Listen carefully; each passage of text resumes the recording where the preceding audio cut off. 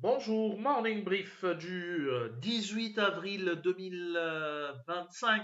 Alors la bourse de Tunis termine sur une note positive pour la troisième séance consécutive, avec un index qui aligne une légère hausse, une légère hausse de 0,02%, portant ses gains annuels à 10,59 à 11,59%, dans des volumes qui sont également en amélioration à plus de 9 millions 419 000 dinars échangés sur le marché central. Oubena a été le titre le plus actif avec un volume qui dépasse les 1 million 788 000 dinars.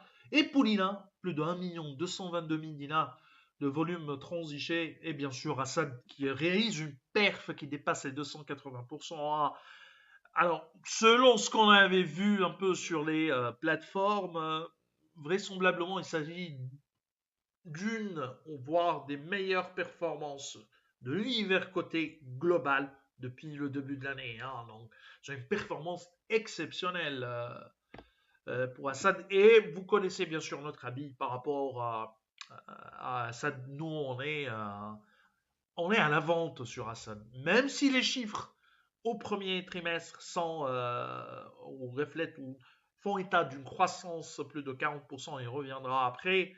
Mais on pense que c'est pricé, que cette croissance n'est pas aussi importante que ça si on regarde bien sûr l'évolution des 3 derniers trimestres, notamment du dernier trimestre 2024. Mais on y reviendra après. Pour ce qui est des principaux écarts de la journée, on a BH Assurance qui monte de 4,50%, Sorencer 3,92% de hausse, Assad qui progresse de 3,33%, Sanimed avance de 3,23% et Delis Holding gagne encore 3,21%. Côté baisse, on a BTE qui recule de 4,44%, 4,35% de repli pour Cellcom, Simon de Bizerte cède de 4,08%, Landor 3,67% de recul et Socnin 3,33% de perte pour la société immobilière. Alors on a un SAT donc, qui démarre l'année sur une note positive, profitant également d'un effet de base favorable puisque l'activité a entamé sa reprise à partir du T2 2024.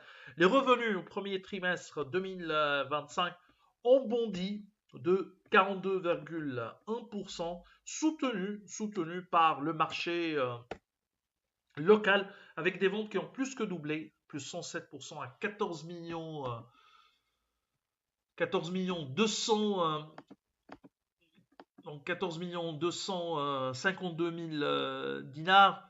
D'ailleurs, le chiffre d'affaires T1 2025 accuse un repli de 12,7% en glissement trimestriel, c'est-à-dire par rapport aux réalisations T4 2024.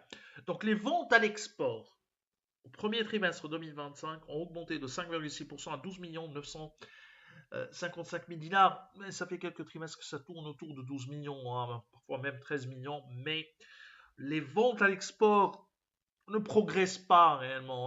Par contre, il y a eu une récupération en termes sur le marché local, en termes de part de marché, bien sûr.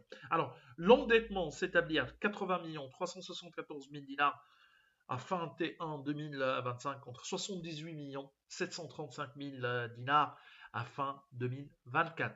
On a Sotrapil qui a également annoncé des revenus en hausse forte hausse par rapport au premier trimestre 2025, 4 718 000 dinars contre 4 227 000 dinars prévus par Alpha Ménard contre 3 351 000 dinars une année auparavant. C'est une hausse de 40,8% expliquée par l'augmentation des quantités transportées de 42,55% à 507 563 mètres cubes contre 493 224 mètres cubes prévus par Alpha Ménard, dû principalement à une croissance solide des quantités transportées de gasoil et de gasoil sans soufre à partir de la raffinerie de la Cire, puisque vous savez qu'au premier trimestre 2024, il y avait également un problème au niveau de ce pipe.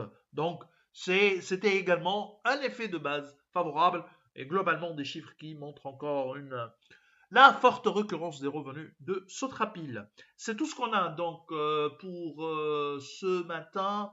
Nous vous remercions pour votre attention. On vous donne rendez-vous pour lundi prochain en vous souhaitant un bon week-end. Au revoir.